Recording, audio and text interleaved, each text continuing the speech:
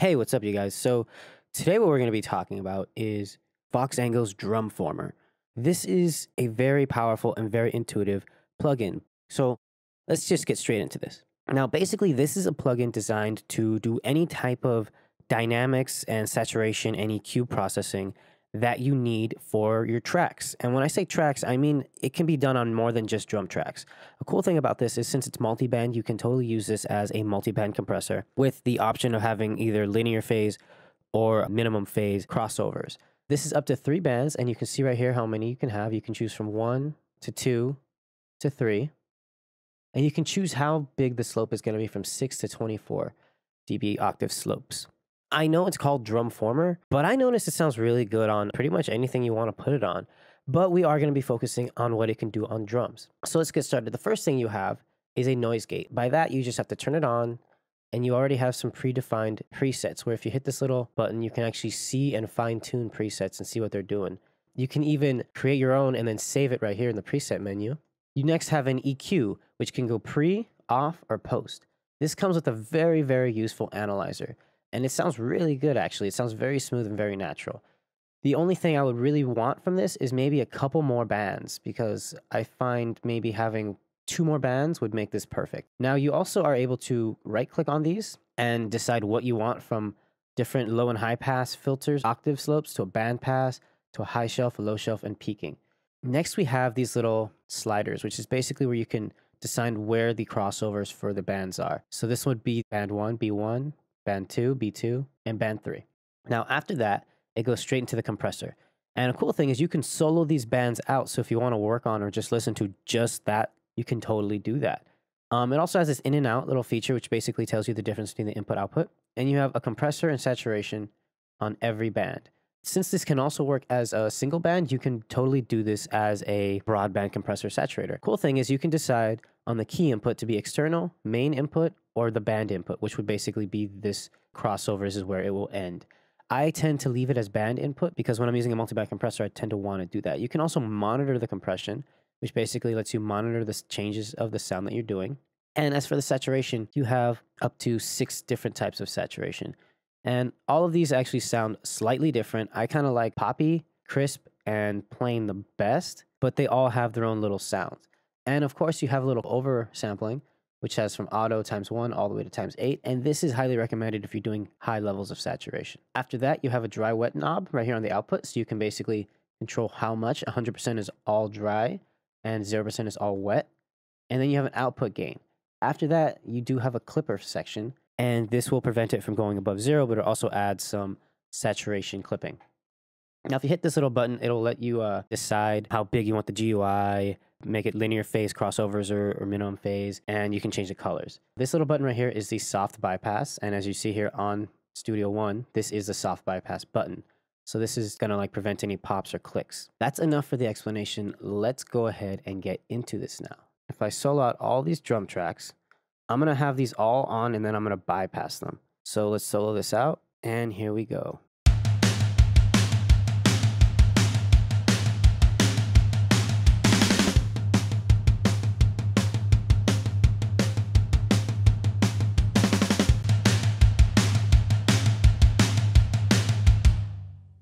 So, I mean, that alone is a huge difference. I mean, you hear a lot of changes and a lot of things going on. So what we're going to do now is we're going to go through one at a time and see what it does and how it changes the sound. So let's unsolo this. Let's just solo out the kick real quick, and we'll bring up the Drumformer for the kick. So what I did for the kick is, as you can see here, I used the gate in general mode just to kind of gate it out. I'm using this really crazy looking EQ, and I'm basically using the low shelf, and I'm changing the Q of it so I can kind of make it act like a filter. The only reason why I'm not using a filter is because I noticed that when I did, it kind of caused a little bit of phase issues. And unfortunately, the one thing this plugin does not have is a phase inversion button. That's the one thing that I'm sure they could totally add. I mean, it would be a simple thing, just adding a little button right here. Basically, I'm doing a little bit of a EQ, boosting up right here around, what is this? Around 60 dB or so, 67. Then I'm cutting over here. And then I'm actually adding a little bit of top end and then kind of getting rid of some of the harshness. And then one thing is I'm using this in single band mode. So as you can see here, I am kind of compressing. I think I'm only doing a couple dB. Let's find out. Yeah, I'm only doing about maybe 2.5 dB. And then I'm using the plain saturation. So what we're going to do is we're going to have this playing and then I'm going to bypass it and I'll show you what it does.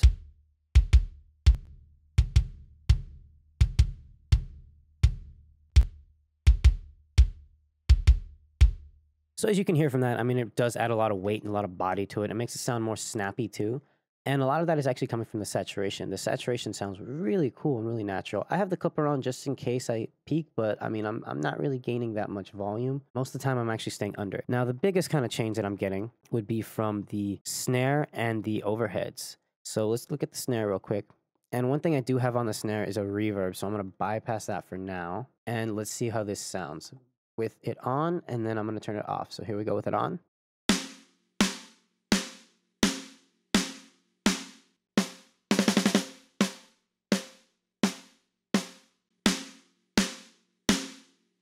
I mean, so that's also kind of a big difference. So you can see what I'm doing is I'm actually using the multiband mode, and I'm actually using different saturation modes. The crisp is kind of to make it sound like there's more bottom snare on the mic, and then the poppy one is to make it hit more intensely, and that's on the low end, so I can have more body. I'm also using the oversampling because the oversampling does kind of prevent aliasing, and this plugin does have a really good CPU hit, so you don't have to worry much about how hard it's going to hit. But now I want to show you the coolest part about this whole thing, is how I'm using it on the overheads. So here on the overheads, you can see I'm doing a really crazy little thing. I'm doing this weird, low shelf, and I'm kind of just messing with the Q really heavily. And what I wanted to do is I wanted to get some low end, and then I wanted to get rid of these ugly resonances and boost a little bit of this. And I'm also kind of compressing it really hardcore. So we're gonna listen to this, and I'm gonna have this bypass, then I'll bring it in. So I'll show you what it sounds like.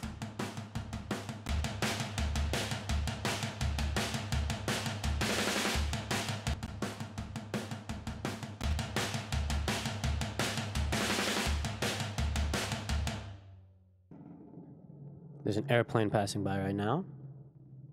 I don't know if you guys can hear that, but so yeah, as you can hear from that, I mean, this thing did kind of a lot of changes. I'm kind of smashing it hard with the saturation. I'm using the compression really heavily, and what I'm doing is I'm using that to add character. So if I actually have this on and I bypass that compressor, you can really see what's going on. I'll show you.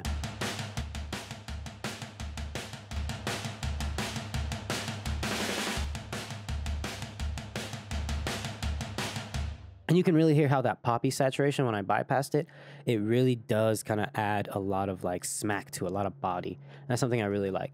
So what we're going to do is I'm going to have them all on, and then I'm going to bypass them with the whole thing playing. Now this is the same mix I did for the Blue Cat distortion video. So we're actually going to be hearing the guitars. You're going to just hear what it does to the drums. So it's going to be on, and then I'm going to have a little thing that says bypass when it's turned off. All right. So here we go.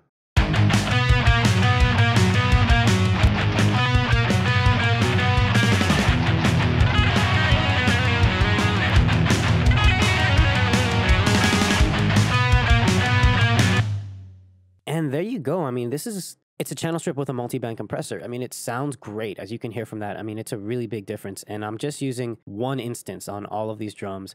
And then the only thing I'm doing is I'm adding a reverb at the end of the snare. Now, because this is actually designed to be a channel strip, you can actually use this on anything you want. And that's one thing that I really think drove this home for me to want to do a video on, is because I was just trying it out and I noticed that, you know, you don't need to use this just on drums. The fact that it's clean and it has all these options that you can turn on and off is a great little thing. And one thing I really like is this little analyzer. It looks great. And you also have lots of little presets for it. You can do the default slower high res 96K master. This is basically, it seems like the same one that they use for their span plugin. And yeah, it's less than $100. It sounds great. And honestly, it's just really cool. The only thing, like I said, was I would like to see a phase inversion button or a phase flip button. So that way, in case something gets out of phase with some crazy EQ, I can just pop it back in. One thing I also want to talk about is a cool thing is you can have routing.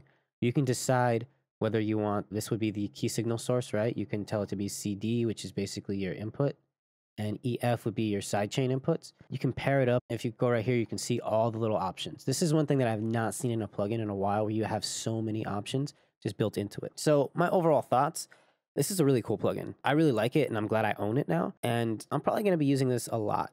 This is something I would use if I really need to sculpt something and create my own sounds too. And that's what I think its strength is. It doesn't really give you a preset definition of what you can do. It just lets you do whatever you want to do.